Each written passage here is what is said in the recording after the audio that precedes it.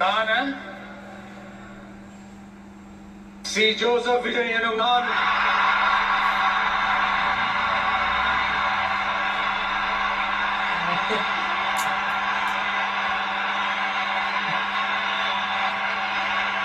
சட்டப்படி அமைக்கப்பெற்ற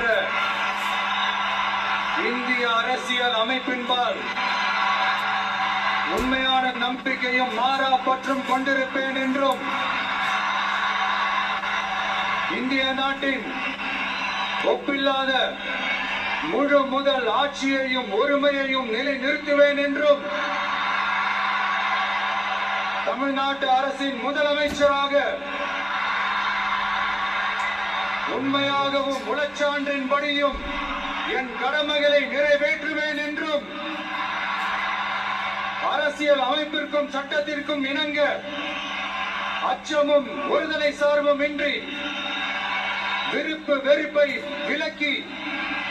பலதரப்பட்ட மக்கள் அனைவருக்கும் நேர்மையானதை செய்வேன் என்றும் ஆண்டவன் மீது ஆணையிட்டு உறுதிமொழிகிறேன்.